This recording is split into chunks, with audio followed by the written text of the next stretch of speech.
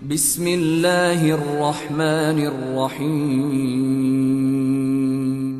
بسم اللہ الرحمن الرحیم۔ السلام علیکم ورحمۃ اللہ وبرکاتہ۔ عزیزان محترم، گھر میں یہ حیوان ضرور رکھیں، اس لیے کہ گھر میں یہ حیوان رکھنا برکت کا سبب بنتے ہیں، اور جس گھر میں یہ حیوان ہوں اس گھر میں کبھی بھی غربت نہیں آتی ہے، اس گھر میں کبھی بھی تنگی نہیں آتی ہے۔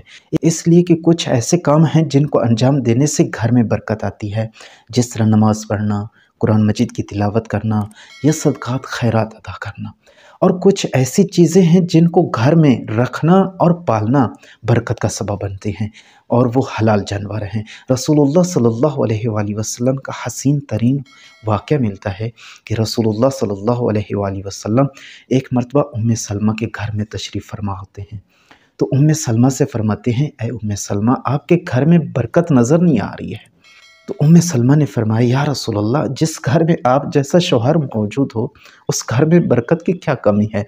تو رسول اللہ نے فرمایا، یہ میرا ہرگز مطلب نہیں ہے، میرا کہنے کا مقصد یہ ہے کہ آپ کے گھر میں بکری ہونی چاہیے جو برکت کا سبب بنے۔ انبیاء علیہ السلام کا یہی شیوہ رہا ہے کہ وہ گھر میں ہمیشہ بکریاں رکھتے تھے، اور بعض روایات میں ملتا ہے کہ جس گھر میں بکری موجود ہو اس گھر میں جو جنات ہوتے ہیں وہ بکریوں کے بچوں سے کھیلتے ہیں، انسان کے بچے محفوظ رہتے ہیں۔ اسی طرح کبوتر رکھنا، باقی جانور، گائے بھینس، ان کو پالنا، یہ بھی برکت کا سبب بنتے ہیں۔